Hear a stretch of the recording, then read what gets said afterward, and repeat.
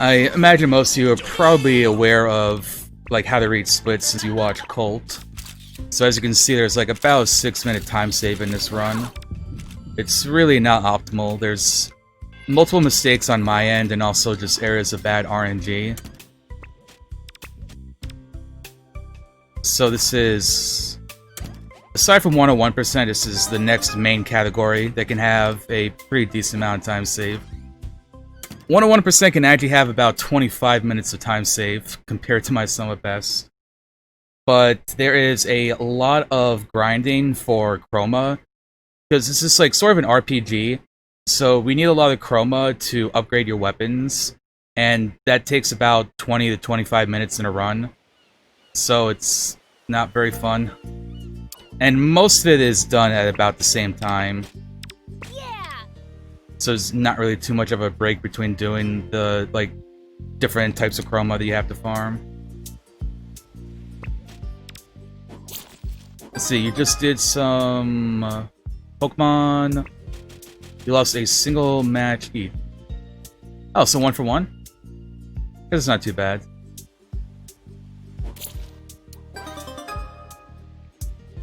Fucking up your movement? Oh, that sucks.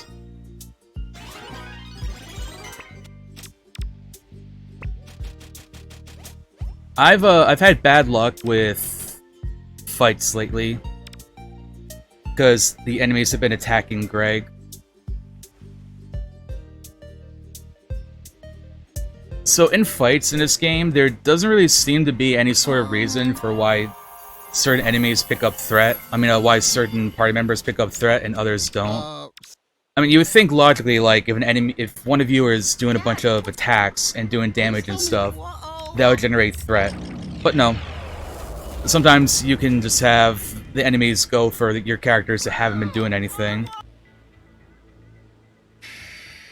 Like, it does seem that it's, like, having your characters do stuff does sort of generate threat, but it's not, like, terribly significant. It's still pretty RNG based.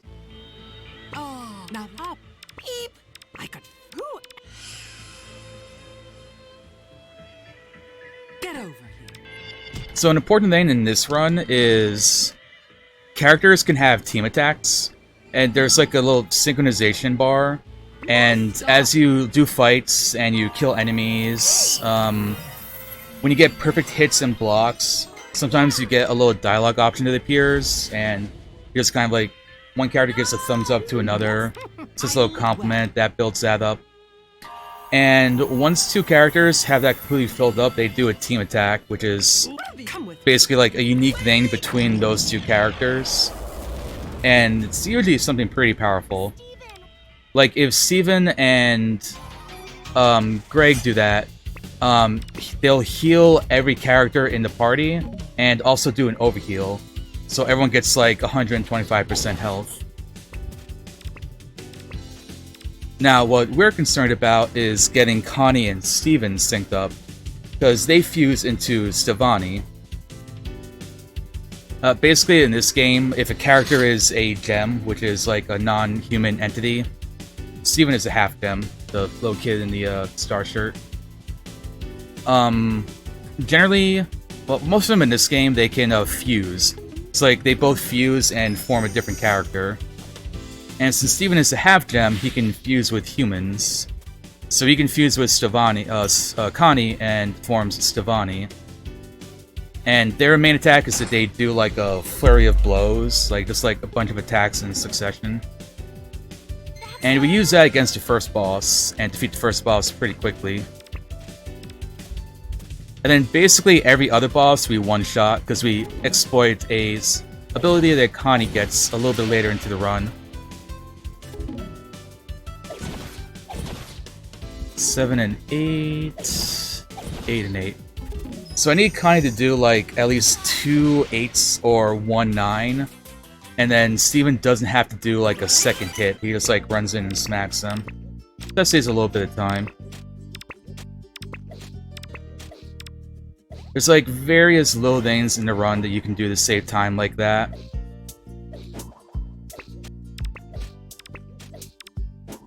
A lot of the time save that comes from the first fight, but like particularly this split, the get keys split, more or less boils down to just sort of knowing the mechanics of the game, being able to like read health bars and damage and stuff like that, and sort of doing things on the fly, like reacting to what's going on, to know what's going to be like most optimal to end the fight, while also making sure Connie and Steven get synced up, because we need them synced up before we start the boss fight.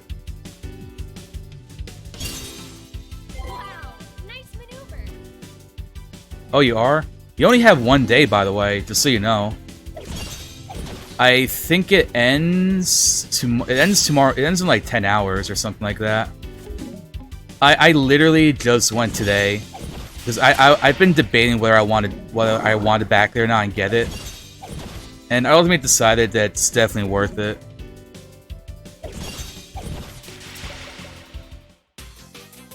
Also, since you also live in the US, it's going to be $43. It's $30 to back it and get it, and then $13 of shipping.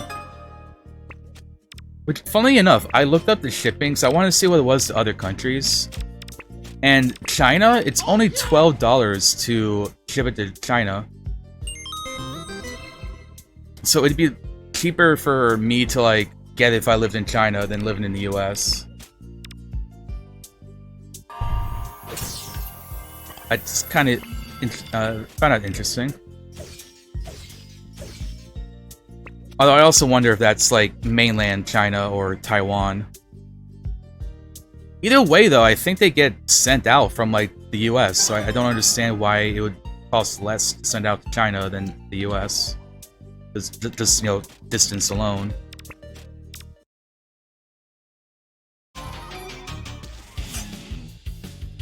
I mean, it might be a canceled show, but people still love it. I mean, it's kind of like saying things like Star Wars or Lord of the Rings have been dead for a long time. People still pay a lot of money for anything that it's like made for that particular piece of media.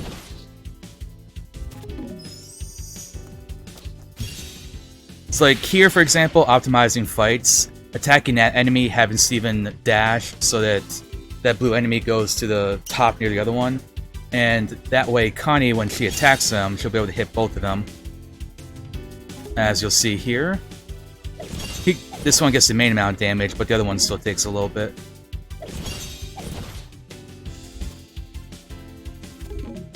And then when I do this, I'll kill this guy, and that one's going to die too, by association. And bam, there you go. Just a perfect example. And like the way the enemies attack and all that like varies. It's not the same every time.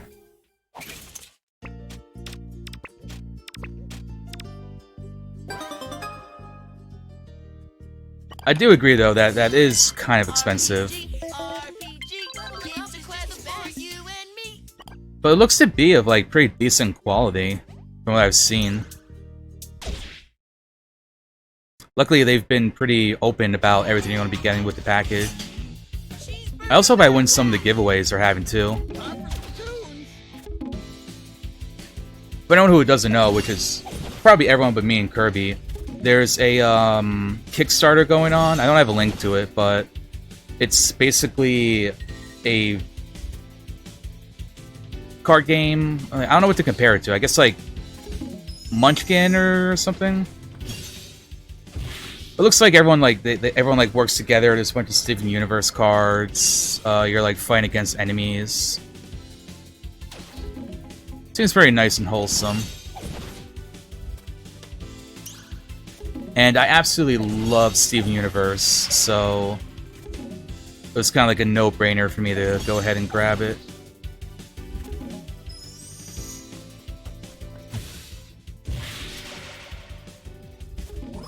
That one's probably aggroed on Steven. Oh no, it was going for Connie.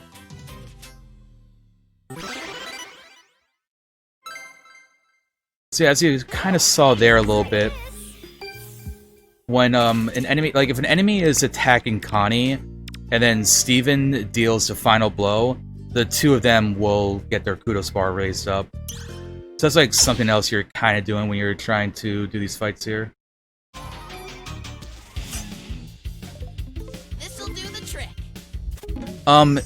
It's on Kickstarter. It's $30 to back it up, and you get a copy.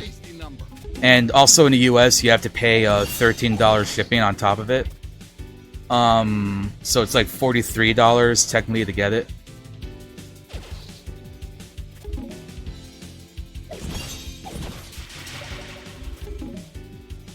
If you look it up, like, it's called Beatlapalooza. They've got a Twitter for it, the Kickstarter page. It's not really like Yu-Gi-Oh! Or Pokemon, I wouldn't say. Because there's, like, not that many cards. Like, a better comparison, I think, would be... If you're familiar with the World of Warcraft trading card game, and the raid portion of it, like when multiple players up against like one tough enemy, I'd say it's kind of more like that. That's the kind of thing that's like.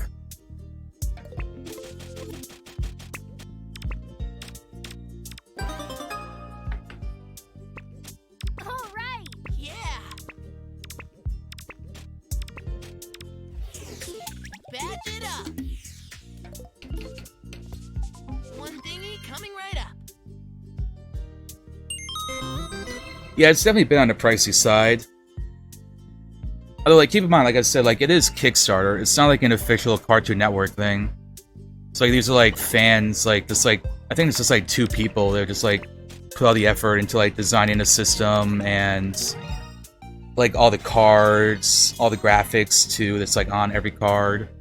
I think there's, like, some sort of, like, placemat board thing, too. And also, the Kickstarter is, like, the only way to get it, too. Like, it's not going to be released in stores or anything like that.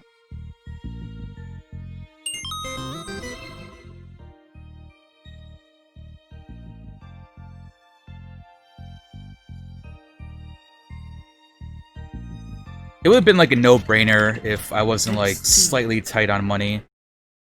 But we're apparently getting another stimulus check in the US, so I was kind of like, you know what, fuck it.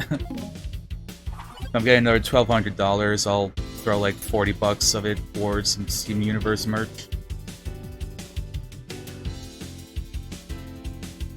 So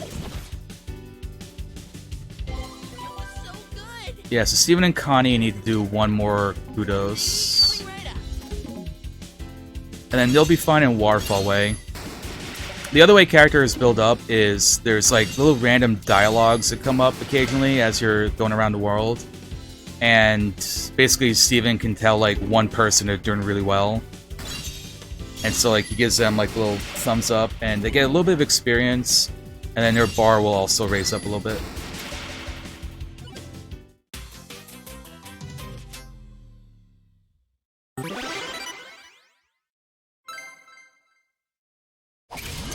Oh yeah. Oh man. Yeah, like I said, like that campaign is ending in about 10 hours. I guess it's like... Yes. I know it's not midnight. I guess it's like 4 in the morning or something, Eastern time. Or maybe it ends like midnight Pacific time.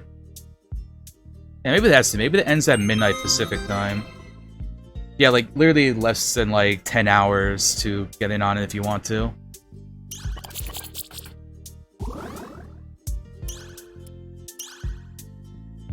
Ooh, we're gonna get a sub 14 Beach City? I think we are. Next stop, more adventure. Ooh, just barely. I consider a sub 14 Beach City to be good. For like any character that doesn't stop in Beach City to do other things. Feeling about this one. So like any percent, all bosses, glitchless. Those 3 main categories, like everything is the same until you get to familiar grounds. Whoa. That's when things start diverging. And 101% like diverges in Beach City because we do additional things.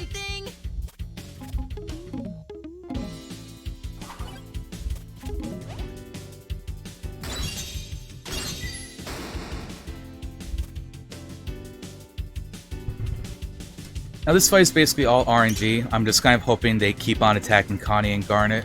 That way we can keep building them up.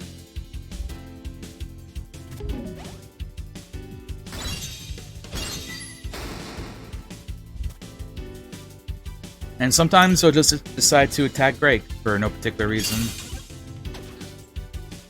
Bonnie, you're amazing.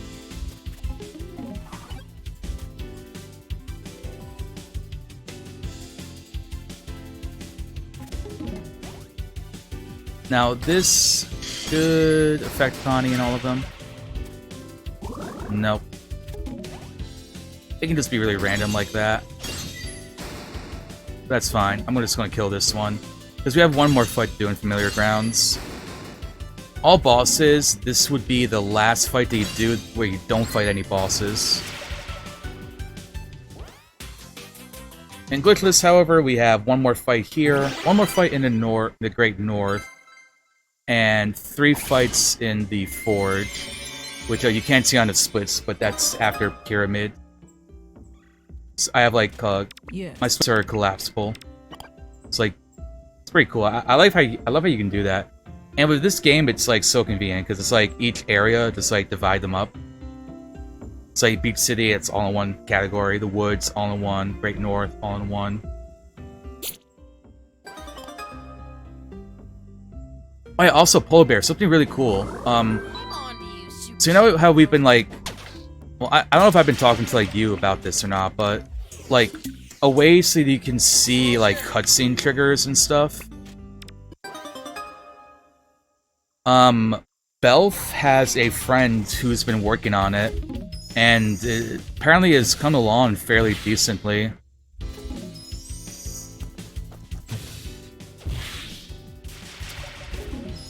Like, just based on the work I've seen with one day, I would imagine that, like, maybe if the friend had, like, about another week or so, they'll, like, discover more things.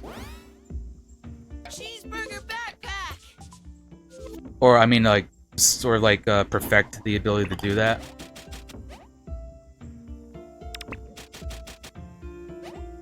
Yeah, I think we should be able to, like, find a way to consistently skip the Light Steven. Like, if we can visually see what the cutscene trigger is, that shouldn't, like, no longer be an issue. I don't know what else we might find with it. Like, I don't know, maybe we'll be able to see a way to skip the Hestonite cutscene and the Pyramid, if that does anything. See if there's maybe a way to skip Amethyst. I don't know, but I'm pretty excited about it. Connie Maheshwar, at your service. Oh, I didn't expect this. This'll come in handy. This one's just a tribute. This'll do the trick. Ready?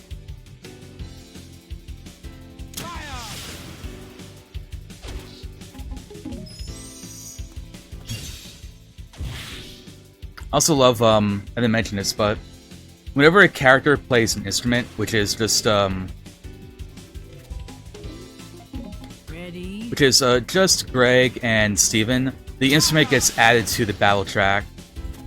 So that's why you're hearing the guitar play right now.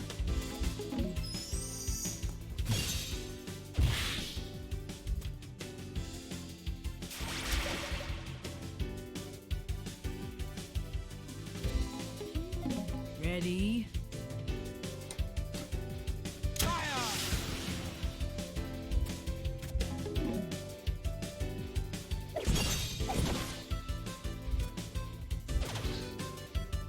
Damn.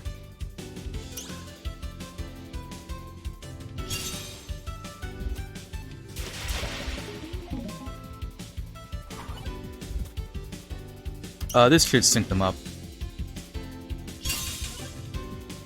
Cool. I'm ready.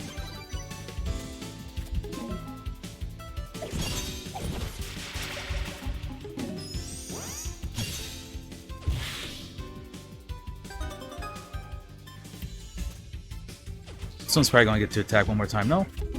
That should kill.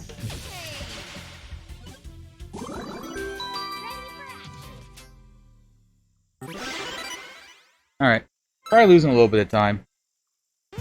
For how bad my PB is, it's actually a gold familiar grounds here. And that takes into account, like, every fight. Everything is all just under one split. So that's kind of a pain. But, you know, it is what it is.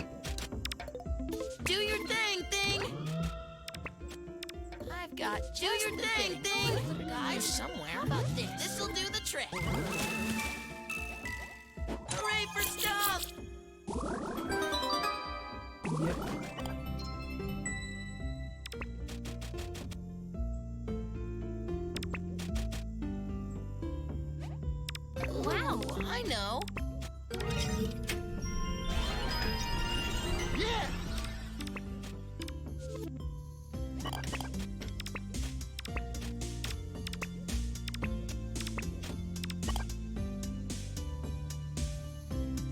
On to the next one. Yeah, so lost time there. It happens.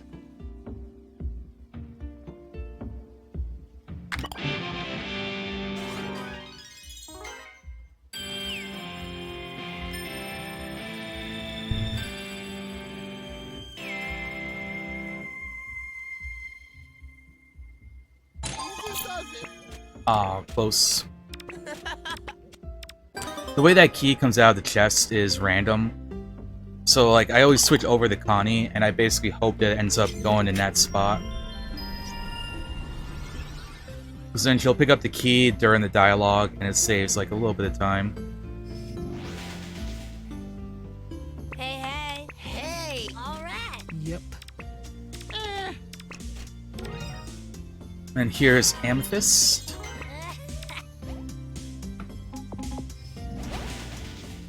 Still not the best gem, who is Pearl. She doesn't appear until after the boss fight.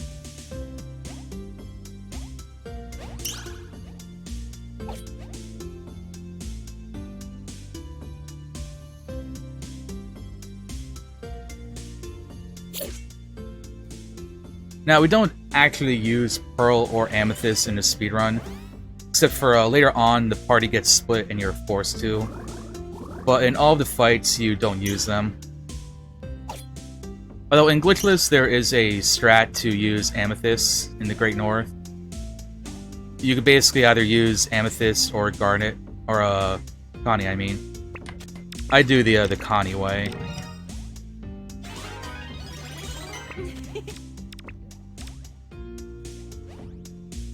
Weird. There must be some kind of glitch in the holographic image. And that there was a little gold. Steven, look at this place. Interesting fact too, there used to be a fight where we used Pearl, my favorite gem, but a skip that I discovered made it obsolete. So on one hand, like, as a speedrunner, I'm happy about that, because obviously we're saving time. But it's also like, okay, but now I don't get to use my favorite gem. My favorite character isn't on the screen as long.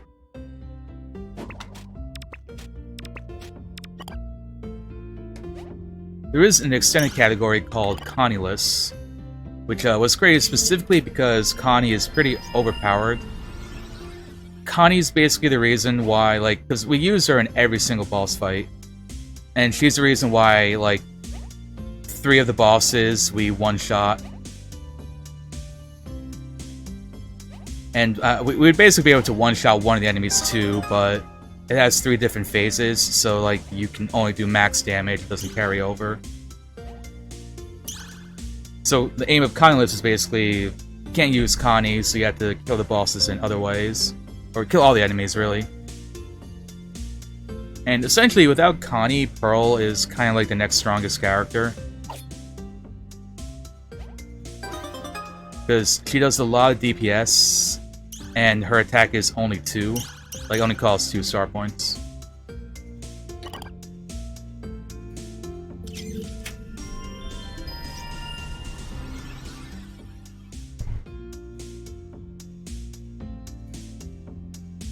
Oh, I also realized this is, like, late as fuck, but, Colt, who rated me, is an Ocarina of Time speedrunner. So, I know all of my followers, you're aware that I do randomizers.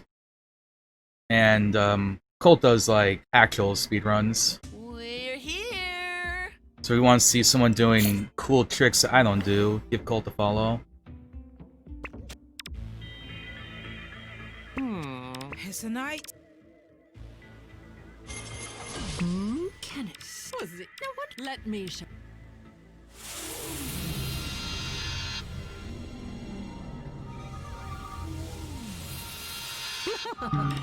Good.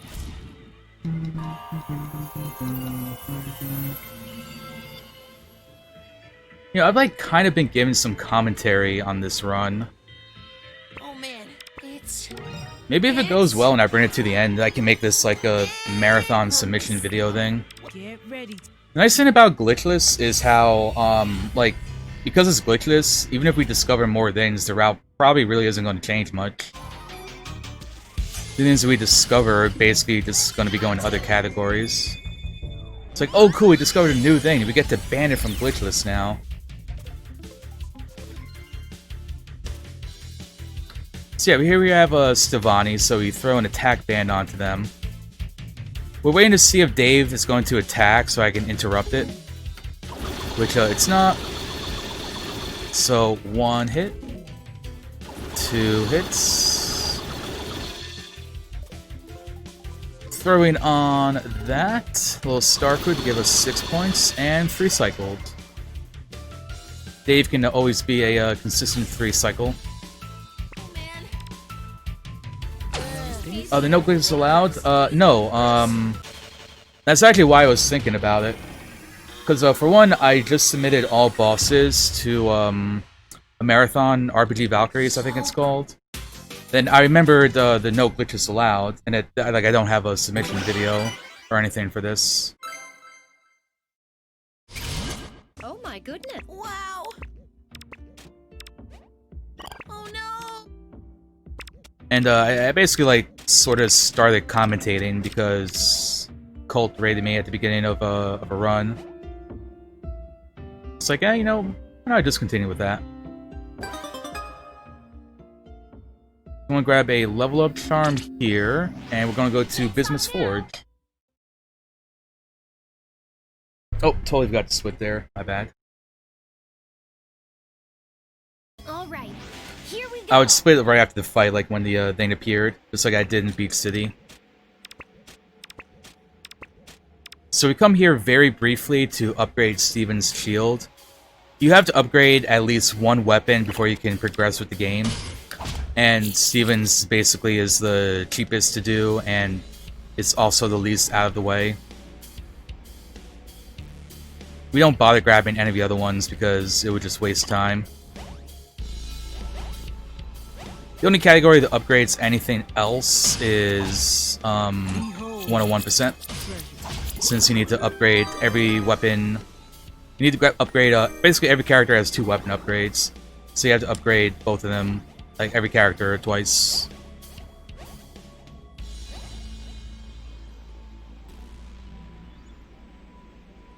Oh, I said no, I did not submit to it. But I was just thinking, since I sort of like went into commentary mode when Colt raided me, that maybe it makes sense to just make this a no reset and make this like a submission thing. So yeah, here we go. Steven upgrading his little shield. It doesn't really help us. Basically, if he gets a perfect block now, like a little regeneration effect goes onto him.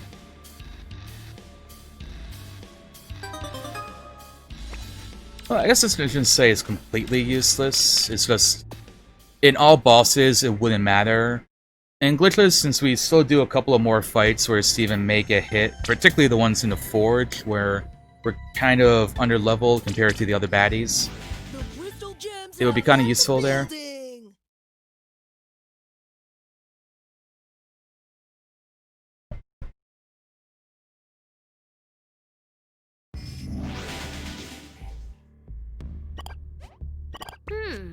Ugh. Oh yeah. Let's go. Now, to go over to the splits, it won't be until Frigid Bridge where we get into another fight, a tended fight anyway. So it's mostly just a bit of movement here.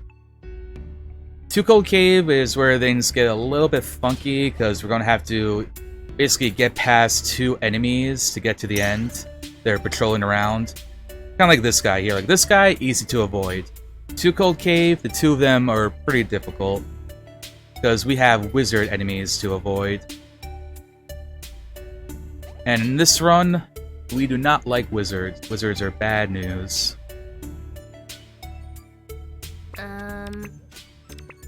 And here is Peridot, whom some may consider to be the best gem. I think she rocks, personally.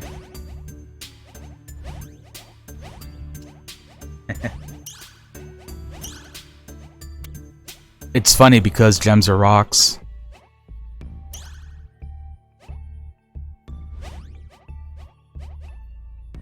And somewhere in the audience, someone named Dwayne is laughing.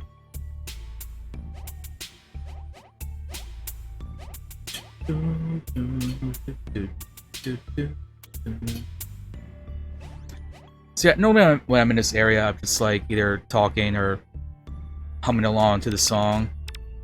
At least there is more to do in the Great North. When we get to Strawberry Battlefield, that's just movement and there's no other fights. We're just moving through the areas and getting to the boss in that area at the end.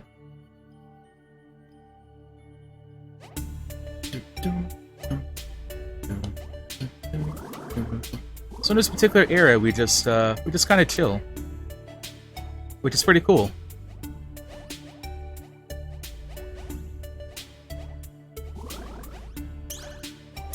So that guy's pretty chill. He's got a big old ice sword. Oh, wow. We don't fight any ice sword enemies in this route, however. We can't stop now. Now that is a pretty hefty gold there. Let's get this party started.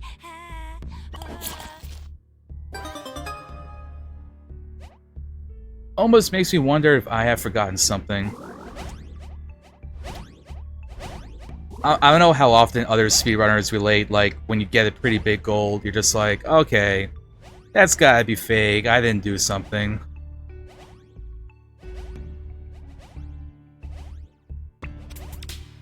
Yeah, sometimes it can bug out a little bit, that's fine though. Cheeseburger backpack. This'll do the trick. So we gotta throw a level up charm onto Connie here. Because we're gonna start grabbing more Light Stevens like I did in Waterfall Way. And the way the level up charms work, it doesn't just like give a set amount of experience, it just automatically puts you to the next level. So for example, if you use it on someone who needs 100 experience to level up, it's kind of a waste. Perhaps if someone needs like 600 experience, that's going to be really useful. This is easy, it's just a couple of zigzags and one big jump at the end there. How many Glods we got today? This one and Waterfall Way was actually a little bit of a gold too.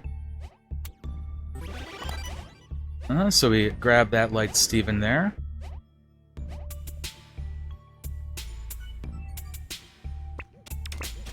Steven! Yay!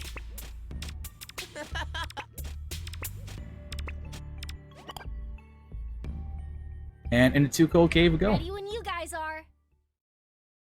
And 2 Gold Cave, we have a pretty big time save here for this PB. Stick together, team. Because I haven't done too many completed runs of this just yet. But I got into the fight, the guy all the way at the end down there. These two are easy to avoid. It's these 2 wizards, these guys with the staff. They are a pain. Because you need to be in a certain position so you can get by without them being aggroed. Like, that doesn't work. We'll get into that fight. And I just kind of like jump down, because when they stop attacking, they start moving again immediately. So yeah, see, this one's not being very cooperative. This may work? Okay, there we go. Basically, more or less, as long as he's facing to the left, he'll generally not notice you. Or if he does, it'll be too late and you'll be getting by him. I kind of jump over that one a little bit, just to aggro it and make it stop. I've not like accidentally gone into that fight, but it could definitely be possible.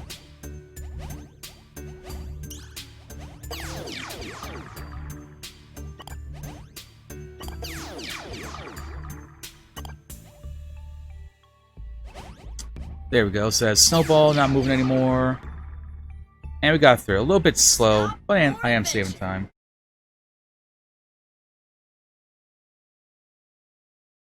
Yeah, I sometimes don't open my gifts either.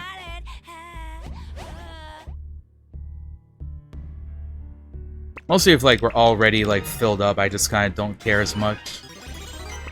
I try to like prioritize sending and opening gifts of people that I'm still building up friendship with.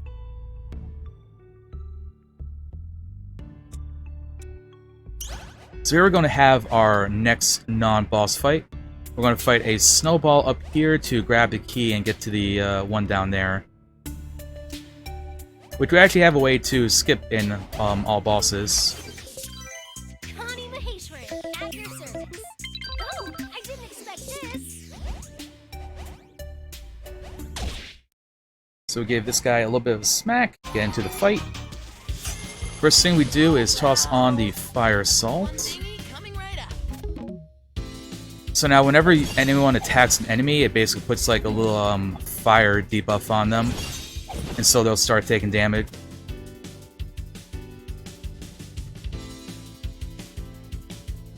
Now a cool thing I can demonstrate here is, for whatever reason, these two enemies are considered next to each other, so when Connie attacks, it's like attacking both of them.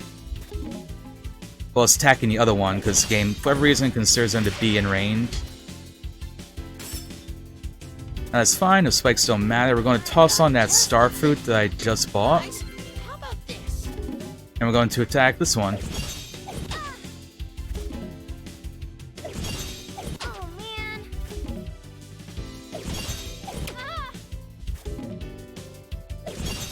Ah. Ah.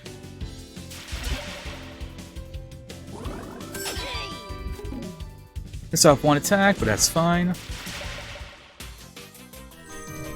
Now the most important thing from this fight is we get this bear claw here.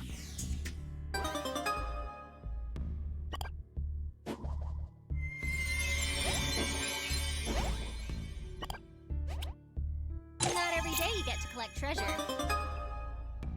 Because we'll be needing that bear claw for boss fights coming up. Then we jump down here, open up this to grab that key, and then we continue with the rest of the area.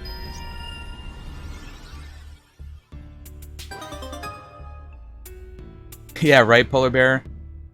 You're just gonna go grab the key and then remember, like, oh, right, no, I can't do that. You can do this, however.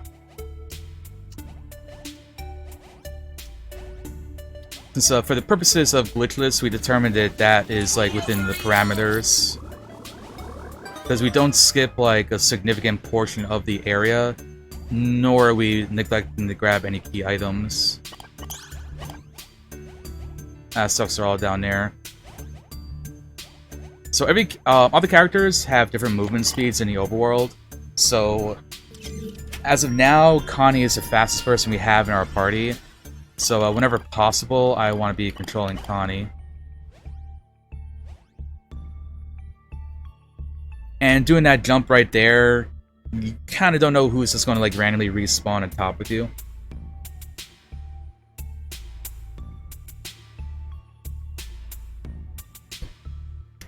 The next member of our party, who we'll be acquiring pretty soon, happens to be the fastest character in the overworld. So whenever she is with us in the party, she is the one in front. Unless we have to switch over to a different character to do something. That's pretty much the only reason why in the overworld you ever switch over to a different character. Is because you need to do something with them.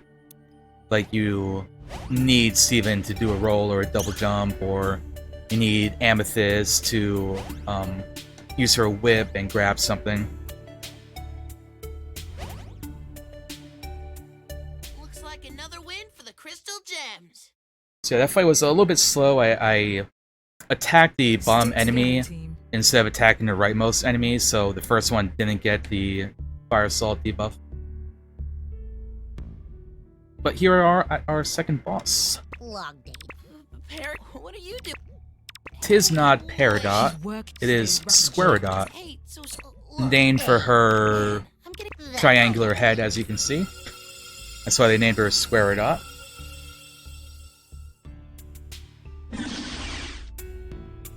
I'm fibbing, it's because her hair is a square.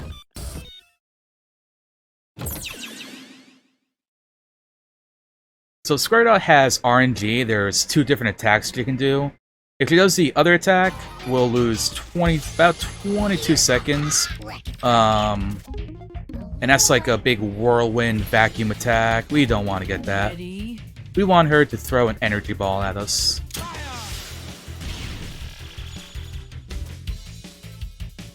And now we wait a moment. Oh, and we get the vacuum. Bad RNG. So a new thing I learned is I'm intentionally not going to get any perfect hits. Because if I do, someone is going to get a kudos option to appear. And right now that would actually lose time because I don't need to build anyone up.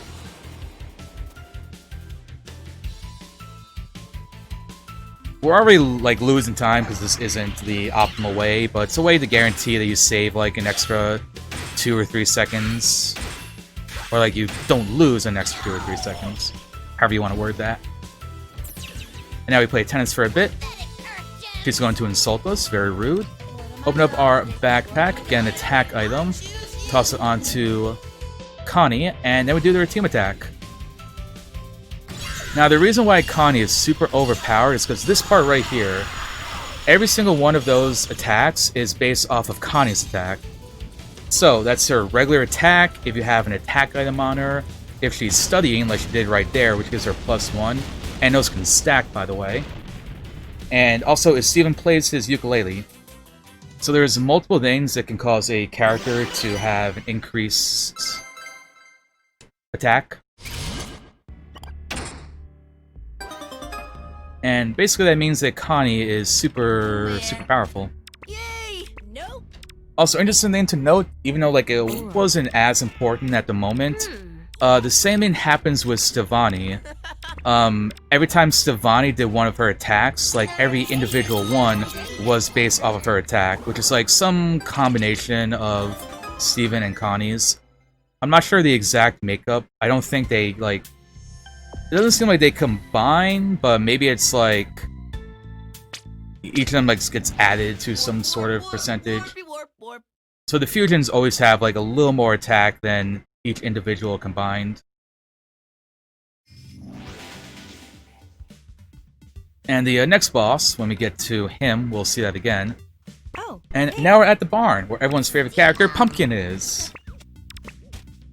And also Peridot and Lapis, some people like them too. And light. Open your butt. Yeah, Study is incredibly busted. You're Claude. You're the Claude. Wow. And normally during a marathon, I let this little part play out, where they're just calling they're just calling each other Claudes. Since this is all like the original voice actors. And here's the option where one of them can poof Squaredot.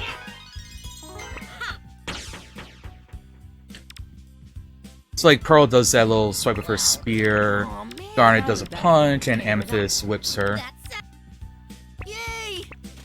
The funny thing too is Amethyst is the slowest because her attack animation like winds up. It loses like about a second. Yeah. Then we talk to Connie right there and get a little bit of experience. We're doing that for the 100 XP, not for the Ladyship Arc getting filled up. Because we don't use Stevani again in the run. It's a good day for a mission. Now we say goodbye to Amethyst, and Peridot has joined our party. As I just mentioned briefly ago, the next party member to join will be the fastest in our party, and this is her. That is Peridot. Of all the characters, she moves the fastest. And your overworld power is moving these metal blocks that you come across. Steven!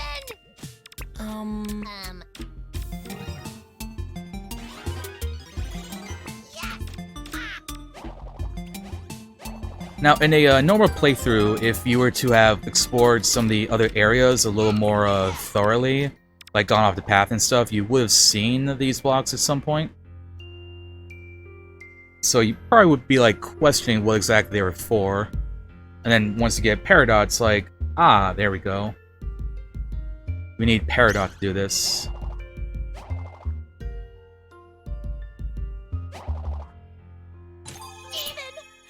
So all we're doing in this area, like this whole Strawberry Battlefield, is collecting those green tungstens.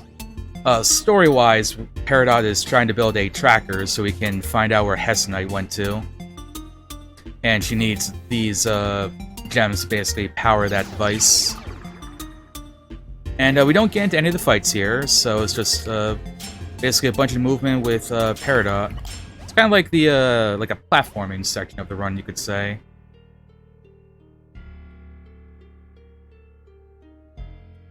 Now we have Garnet come over here because we have to bust open this block.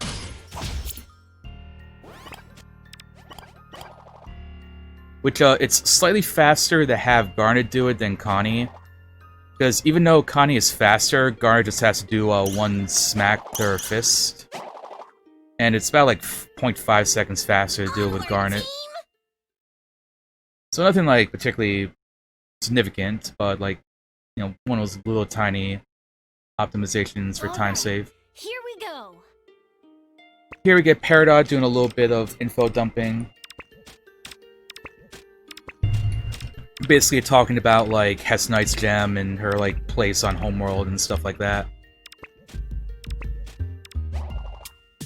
Hess Knight's basically like the top general of the Gem Empire.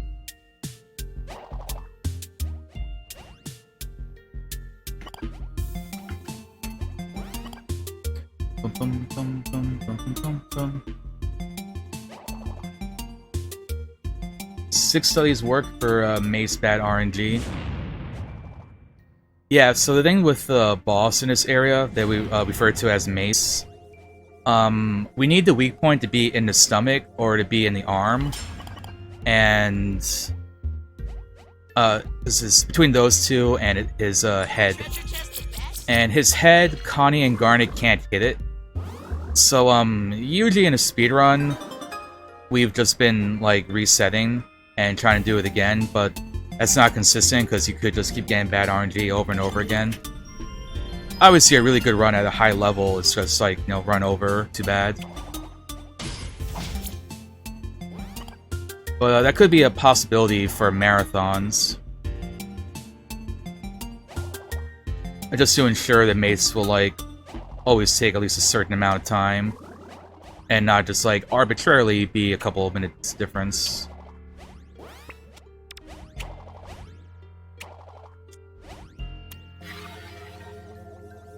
Now we move this block here. And with a little bit of jumping and platforming from Peridot, we can get across. Otherwise, you have to do some maneuvering. You have to break some boxes and move some other things over into the path, and it just takes like a lot more time, so that's a lot quicker. Never fear. The great Now what we're going to do here is these thoughtful gifts we've been collecting is the final way that two characters can build up their relationship. As you can see, it just kind of jumps it up a bunch. And that's how we avoid going into other fights to build up Garnet and Connie. We also need to level up Connie just a little bit before this fight. That one level up she got. Otherwise, against Mace, you would have to get a couple of lucky hits to confirm, like, to actually get a kill. But leveling her up makes that consistent. That one expletive attack does a number.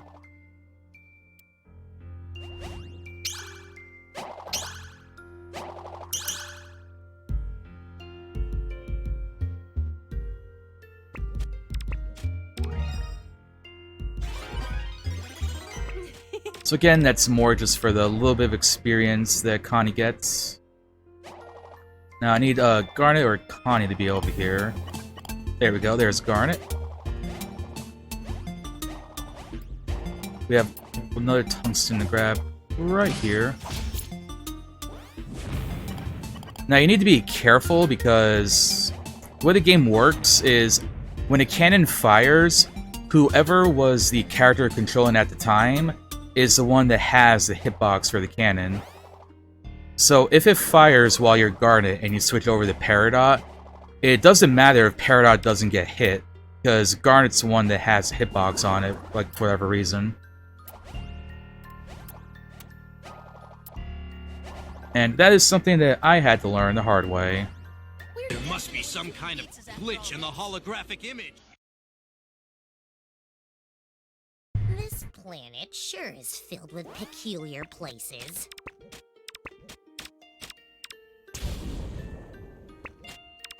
Alright, so here is Mace. Like Dave, there's like a slew of different names you can pick from. However, Steven will not yell out the name like he does for the first boss. Alright, here we go. Hand, stomach. Okay, stomach, we're good. So we need Connie to study twice this time.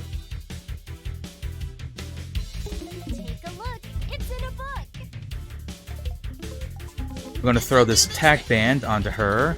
Garnet is going to put her defense debuff onto the weak point. And with 2 studies, the attack band and defense debuff, Mace is about to experience a one-shot death. Let's give it up for him. Round of applause. Being a good champ today.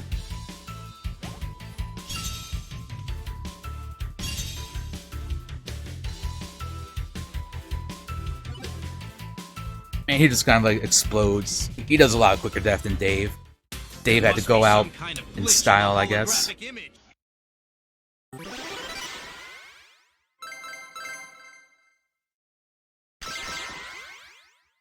Bing, bing, bing. Everyone gets some level ups. Steven gets his ukulele. I know I mentioned that a lot earlier. It takes him a while to unlock it. At least in the speedrun. During a casual playthrough, you'd probably have the ukulele. If you don't have it by the first boss, you would definitely have it by the second boss. So I think most people, when they do a casual playthrough, they just fight every enemy that they come across. And Steven's the only person that you can't take out of your party.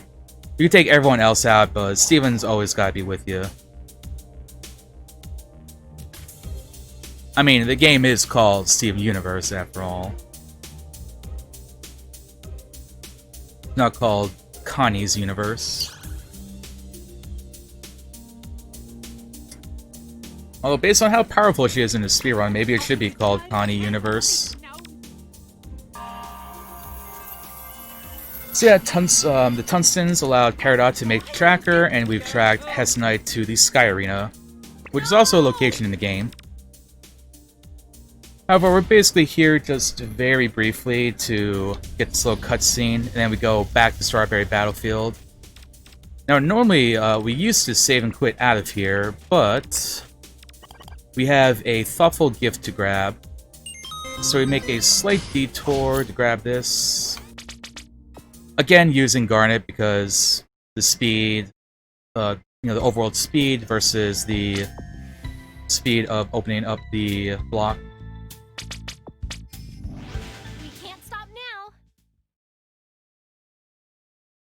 So Peridot's tracker says that she is now down in this pyramid.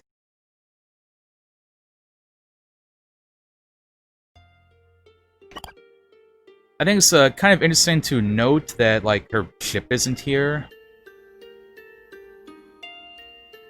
Not that it really matters, but it's kind of like, where is her ship? Where did it go? There must be some kind of glitch in the holographic image. We're getting lots of gold.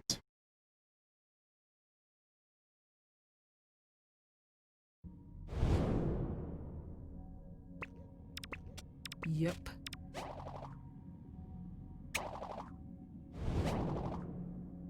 So this is also like about a good solid minute and a half where there's just like nothing really going on. We're just making our way to the next cutscene. Wow. Yes. Steven can name this area. Doesn't matter what you name it, but whatever you do name it is how it appears on a warpad. Unfortunately, Steven doesn't like to say the name out loud.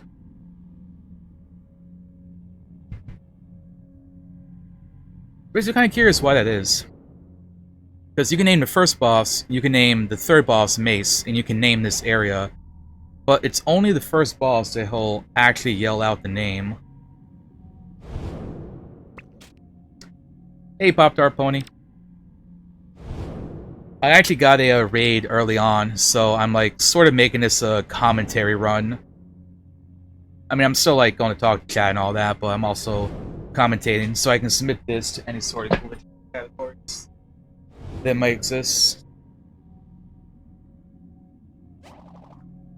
God! Oh, here to The prism doesn't. you. So yeah, now we have the little cliche where the party runs to the final boss before you're actually supposed to fight them. So of course you get the party wipe. A staple of any RPG. Pearl, the most powerful of the gems, is able to stand toe-to-toe. You know, no. Unlike the other ones, it just got instantaneously poofed. Is this what? Ha!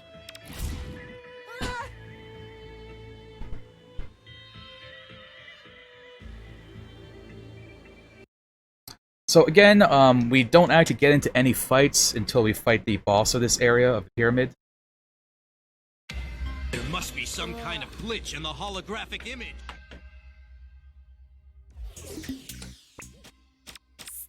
Oh, yeah, I never explained it, but if you open up that little menu, you can. That is what allows me to move during cutscenes like this. And we decided that can be allowed in the glitchless category. All right.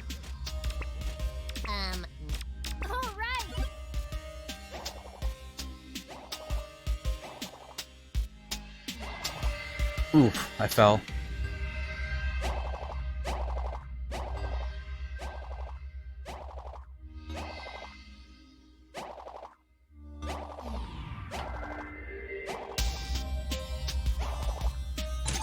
Alright, so falling there loses you probably about like 15 or so seconds. Then we just switch on over to Connie since she's on the other side.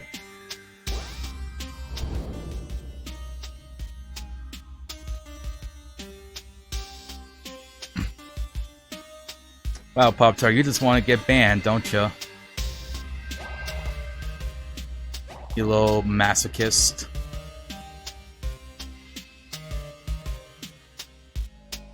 No, that's valid. To be fair, I didn't really start liking Pearl until Season 2. Like, maybe midway through Season 2. Amethyst was one of my favorites for the longest time. Now, these little stabby enemies, for whatever reason, the hitbox on Peridot and also Greg and Pearl, the enemy doesn't stab you if you're moving at a diagonal, either left or right diagonal. So as long as you have one of them in your party, you can consistently avoid them. Everyone else will get stabbed. Steven's dad is the best gem.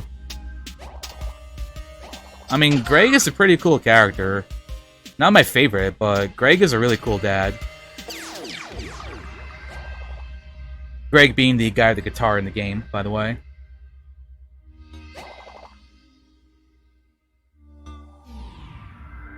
Now this is kind of neat. This area here, you're supposed to move that big block, but Peridot happens to just be fast enough that, in combination with the large hitboxes for those little, like, portals, you don't have to move them. You just have to move your control stick in the direction of the next portal.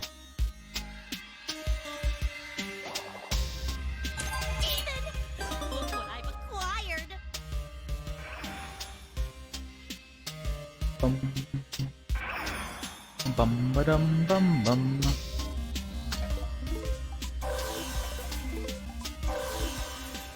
We call this a secret.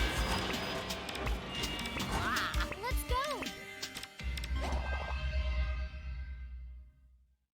go. Only 12 seconds, so not too bad.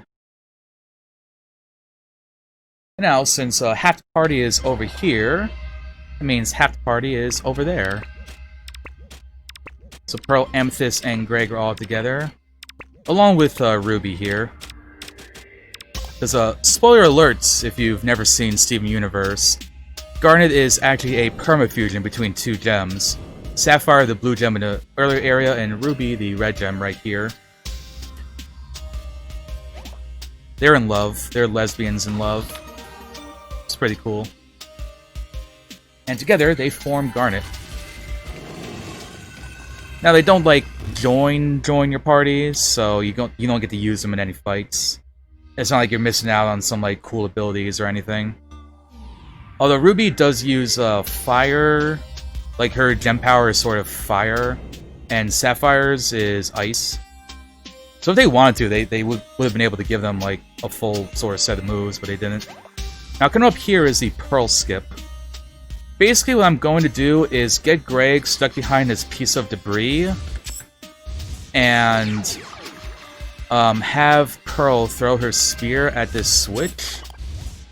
And because Greg is back there, which is an area that doesn't get affected by the enemy aggro area. Like, here you go. See, so during this cutscene, I'm not being attacked because I'm where Greg is. Otherwise, if you tried to hit that switch, that enemy would just stab you during the cutscene. And for the purposes of Glitchless, the reason why we allow that is because the fight itself doesn't, like, drop a key or isn't the reason why you can open up that door. It's hitting that switch. So we just kind of feel that it's more like a little exploit, a slight abuse of game mechanics in order to allow you to get through without doing that fight.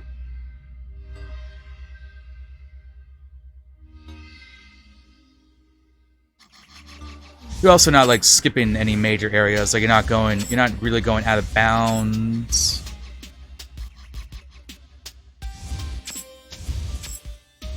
And again, as you can see, as long as I'm moving at a diagonal, these enemies can't stab Pearl. They also weren't able to stab Greg. Amethyst would get stabbed though, so we don't control her. Now finally, Amethyst gets to be useful in the speedrun. He's going to grab us our key. Thank you, Amethyst, for your 3 seconds of fame.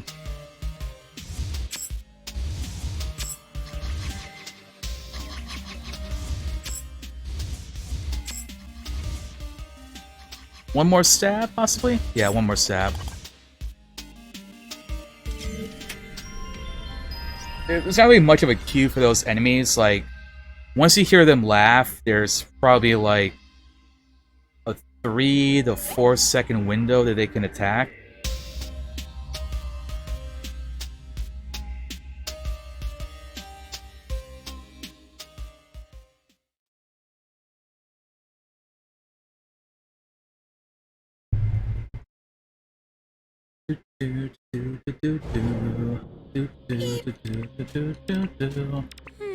Huh?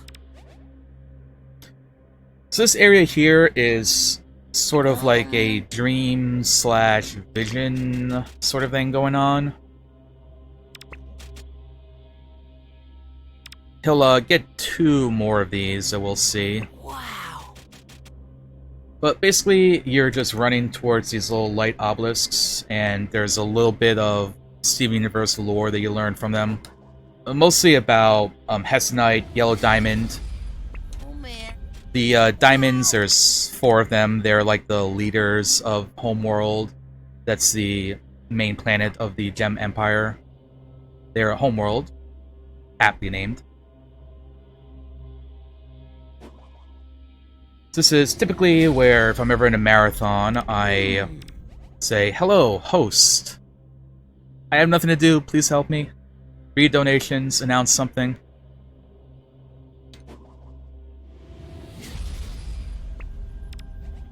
Also a good point to give myself a little break from talking.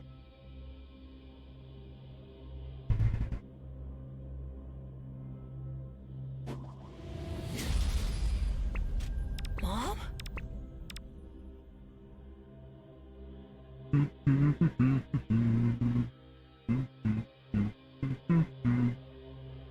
I guess also when I'm just streaming, it's time for me to say hi, chat.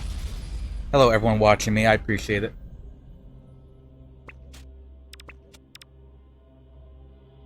I don't think Colt's around anymore, but I'll definitely have to thank him for the raid. Huh? And kind of like putting me into a sort of commentary mode, so I have this available to submit. I think I also want to do one for any % file dupe. That's because, like, potentially maybe just having, like, a long category to submit is a issue at times, and 80% no file dupe, like, it's a much shorter category. Maybe not as, like, interesting, but, you know, hey. If it makes it more likely to get into a marathon, then so be it. Steven! And now Sapphire and Ruby will fuse. And hey, there's Garnet. Oh man. Alright. Hey, hey. For anyone who may not know, it was kind of like a somewhat big reveal in the show. We find out in Season 1, like during the finale of Season 1. But they were basically like hints and clues scattered throughout. It was one of the things that people sort of theorized about as the show was going on. So a lot of people were pretty hyped up. People that were on the Garnet's Fusion theory, when it turned out that was actually what was going on.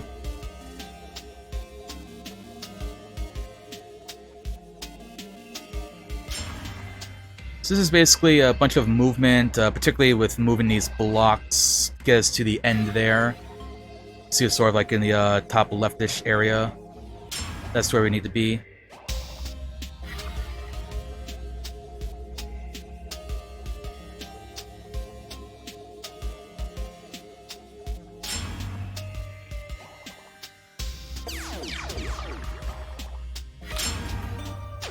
We hit this switch, which means we can move that block over there, since we need the two of them. There was a way to sort of like run along the edges of these spikes, but it's pretty precise and not really worth it to go. Not really like worth doing in RTA.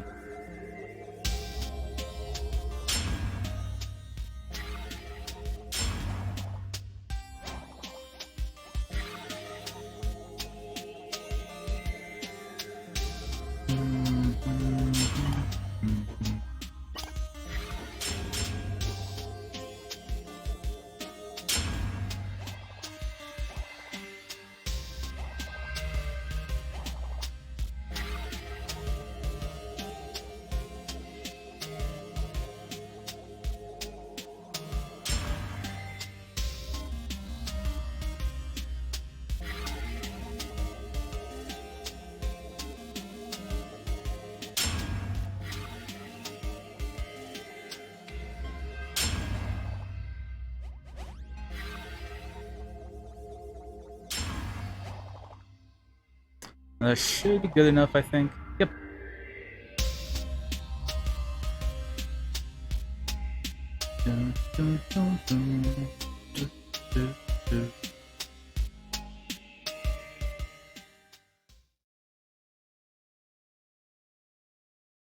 That is the depths. That's like another like pretty big difference from all bosses, because in all bosses we basically sort of do a save and quit kind of deal in order to just run down the other way.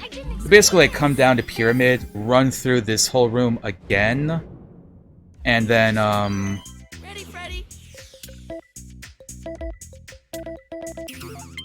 just by like going into that area and coming out the other way, the game kind of apparently decides like, okay, that's all we need to do to trigger this boss to appear.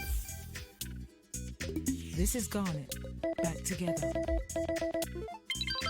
Check this out, Steven.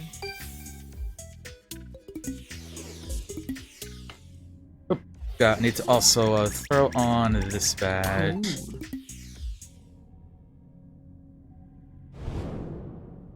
What am I gonna pick? What am I gonna pick? Item, I choose you. What am I gonna pick? This'll do. We also need to toss these thoughtful gifts onto them, because we are, believe it or not, going to one-shot the boss.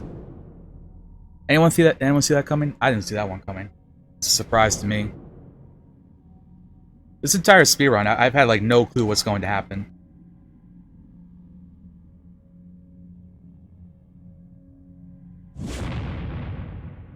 Light Warrior.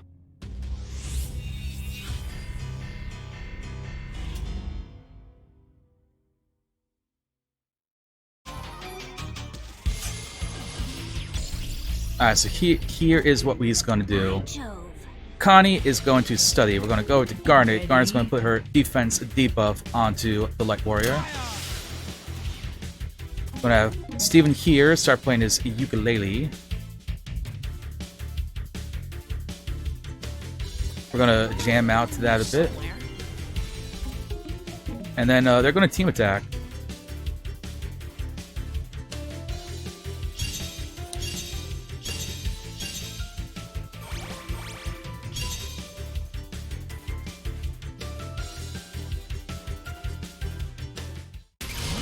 And look at that.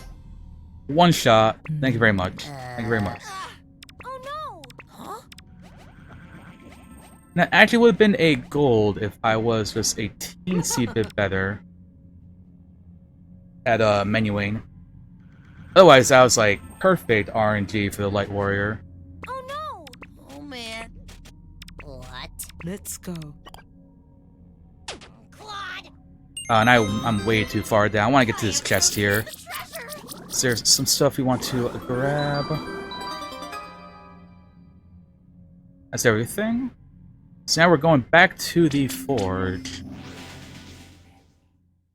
Now, had we been doing a all bosses run, we'd be going to Hess Night right now because we would have done a little skip earlier. Steven, look at this But for place. Glitchless, we're heading into Bismuth Forge, the last big area of the game.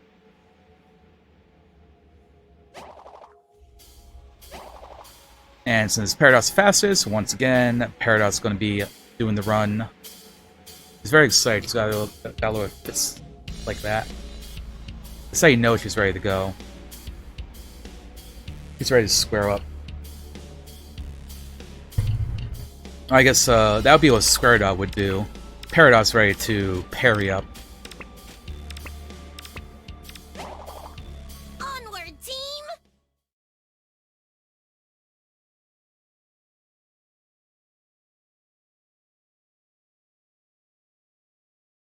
Steven, look at this place.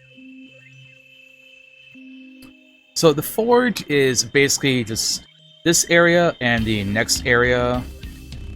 We're going to be just doing movements. We'll grab a couple of thoughtful gifts, but it's just avoiding some enemies and getting to the next area as quick as you can. Not really much in the exploring department.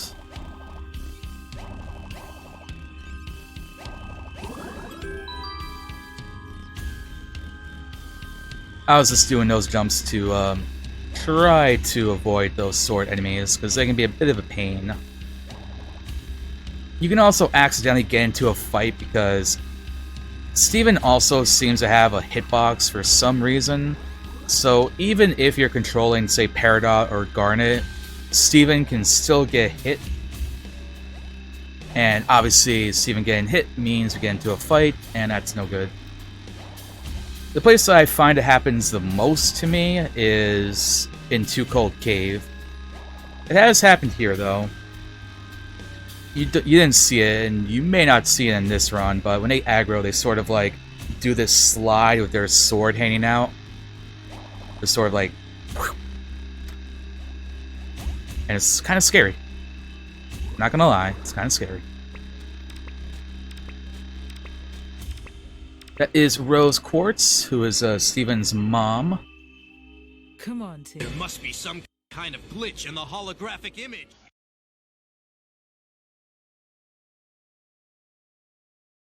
Here we are. For people who are unaware of the lore, basically, Rose Quartz gave up her physical form to have Steven. So Rose Quartz is his gem half, his mom, and Greg is his father, so that's where his human half comes from. So half gem, half human.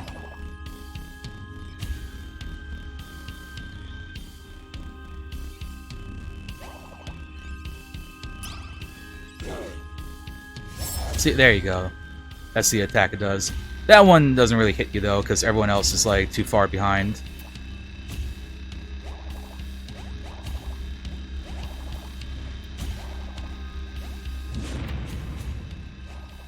Again, with the cannons, no real worry about you getting hit here.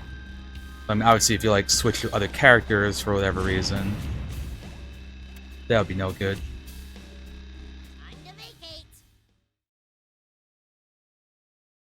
And now in this last area, we have 3 fights to do to get through to the end. Never fear. The great and lovable Peridot is here.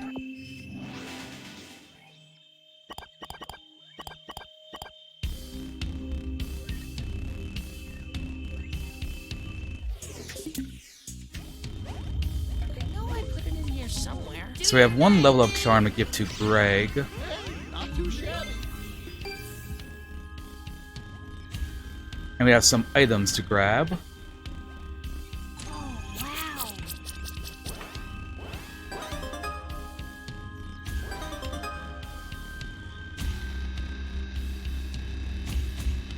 Oh, wow.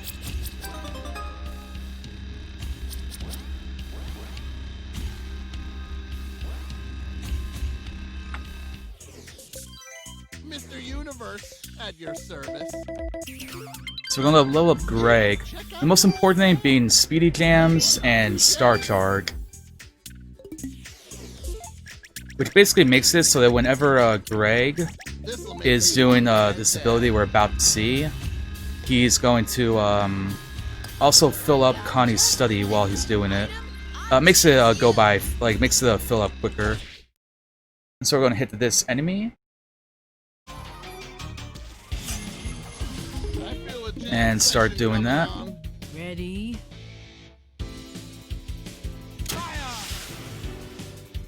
What am I gonna pick? What am I gonna pick? A little light reading.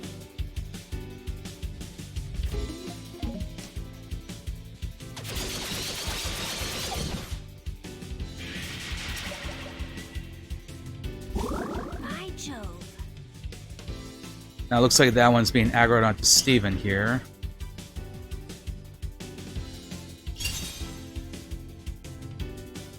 Which is fine. A little light reading. Fascinating. Ready? Bum bum bum ba-dum bum bum.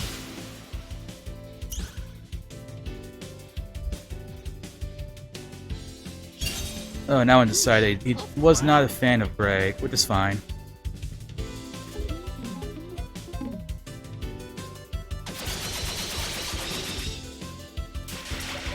So that's the first fight of the Forge.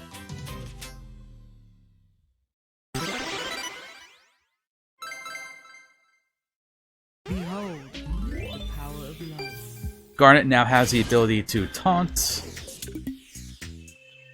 As you can maybe kind of guess, Garnet's like supposed to be sort of like the tanky character.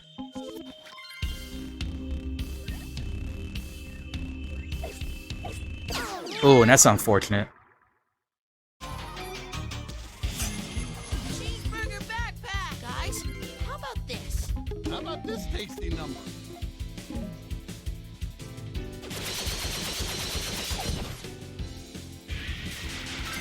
So one wizard down.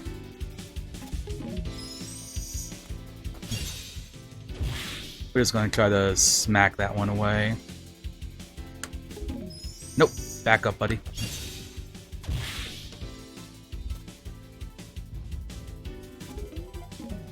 And that should still be fine to kill.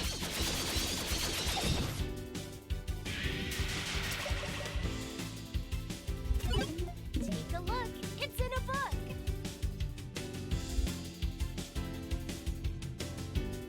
I've got just the thing. This'll do the trick. Fascinating. Ready?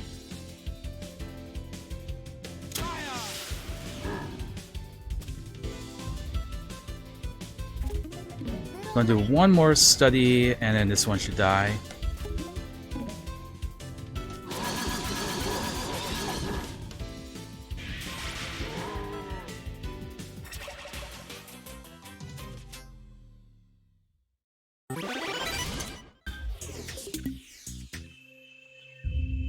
Now, next up, we want to do some thoughtful gifting. Guys, how about this? I've got just the thing. got just the thing. Maybe this? I'm ready. Just for safety, we're going to heal here real quick to get Greg up.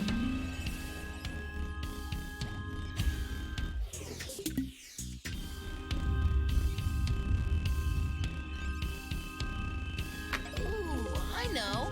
And also, the reason why I keep doing this is because the attack damage, the attack bonus, stays for the next fight. And unfortunately, I got hit there again. Check this out. Do your thing.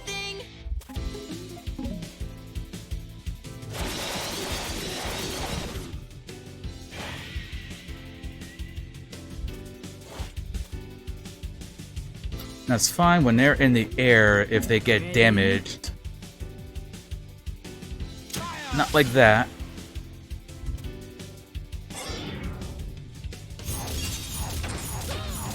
Alright. I can take a hit out of you, Screwball. They have a brutal attack there. I feel a jam session coming on. Ready? So yeah, when they actually get damaged, they come flying back down.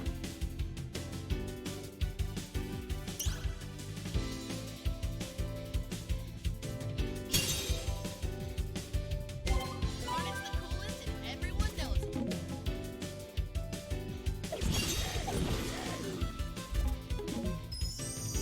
Now we're just going to have Steven kill this one real quick.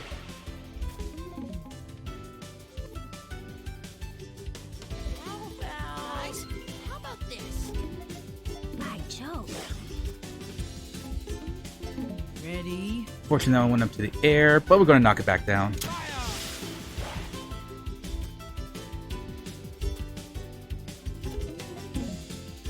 So this is going to kill this enemy.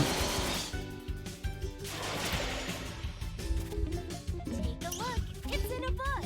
Now the fun thing about these guys is the purple enemies, when their shield is dropped, they stop aggroing. So he's just immediately going to stop like that. So now with that debuff, we're going to have them do the team attack. And this should kill. If it doesn't kill, they'll have like a little slither of health left. But no, it's going to kill. And that is all the fights, and Hail to the Heart.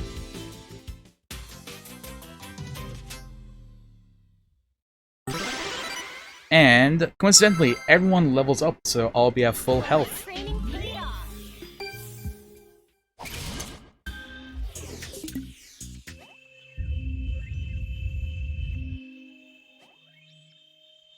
Now there is one more fight.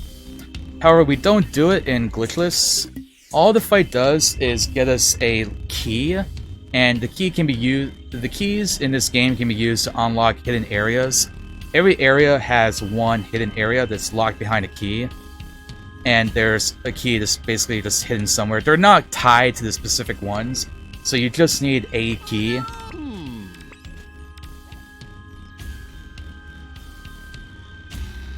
And if you were to kill those enemies, it would appear on that platform that's right up there.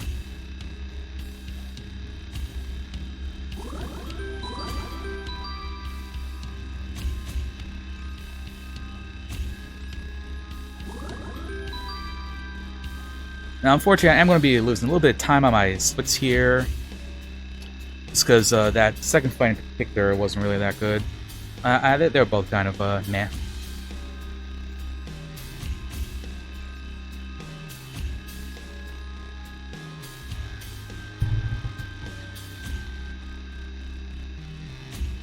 Now, I did mention earlier how in other categories we do a skip. So basically, there's a way to come up the forge on the outside. We're about to exit out into the main area and get a little cutscene. And there's a way to climb up this mountain and end up here. And that is why any percent is under 30 minutes. Because as soon as you come here, you go in, you hop into the forge, and hop back out. Similar to how the depths, the skip I mentioned briefly earlier, all the game seems to care about is that you exit through a certain door. I mean, you come through the door. It doesn't matter if you just went through it. So any percent is under half an hour, since any percent basically comes here after doing the forest in Beach City. It also skips the first boss, using that little menu glitch I've used a couple of times. All bosses does that forward skip, and then it will go through the rest of the game and fight all the bosses. However, all bosses does skip the forge, since none of those enemies are technically bosses. They're just like tougher, regular enemies, all bunched together in a sort of gauntlet. But all bosses still does the forge skip, because it flags the line here to take you to Hess Knight's warship.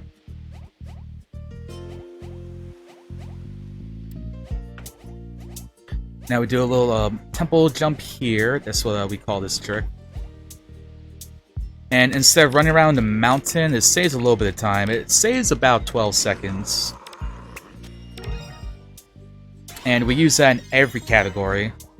Come on. Except 101%.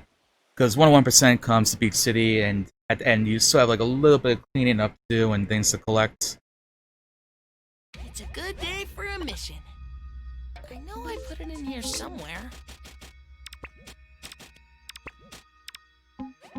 Guys, how about this? What am I gonna pick? What am I gonna pick? What am I gonna pick? What am I Now we gonna put on pick? our last It's couple of time. thoughtful gifts. So Garnet and Connie can use their team attack. I'm sure, surprise, surprise, there's another boss. Well, I think I mentioned that we use, because we can't use it against the Prism. We're about to fight the Prism. The Prism has 3 phases, so you can't actually just, like, kill all in one hit. The day we event. Why? Hess and I Don't you? You're a. Well, hot is. You see, I think. Do, do, do, do, do, do, do, do. So the Prism is still kind of a cool fight, but there is a decent amount of RNG here that can make it kind of... It basically has the same attacks as the Prism. how about Ready? So red will drop bombs, blue it'll basically play tennis with you. Green it heals, and colorless it does a beam attack that hits everybody, and that's like the worst one to get. That's just like really bad RNG. So now in this phase, we're going to wait for the Light Warrior to do this. Because just like sort of Square Dot doesn't take any damage, but the Prism does when its attack gets redirected towards it.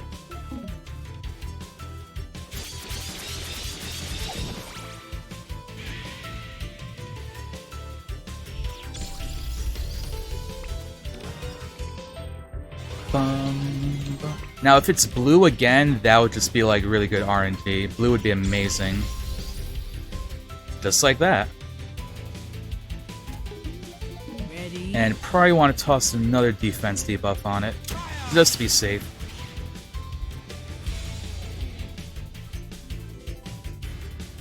I've got just the thing. We're also going to use this last little star fruit.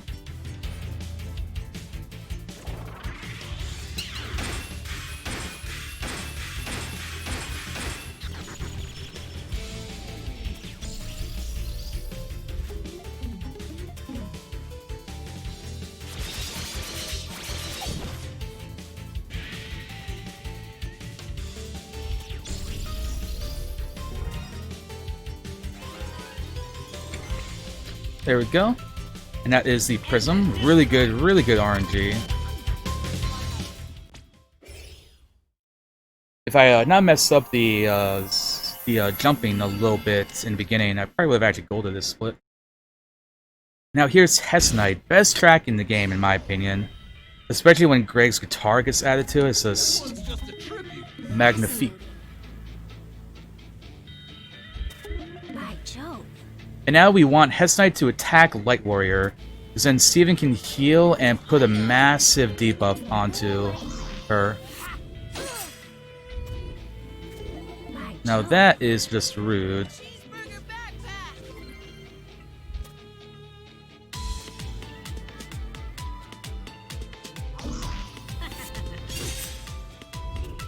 Alright, Hess Knight's being a bit mean today. This fight basically, it's always possible to beat it. It's just RNG because it all relies on Hess Knight cooperating. And she often does not feel like cooperating. Fascinating. I've got just the thing. Maybe this? By Jove. Come on, attack the Light Warrior. I'm just studying because even if she doesn't attack the Light Warrior, we can still one-shot her. It just takes a lot more studies. Okay, there we go. So, we have Steven heal. We want to get that big old debuff. Ready? And then Garnet puts her debuff onto Hess Knight. And once we're filled up here, they're going to do their team attack. And that is going to be a one-shot.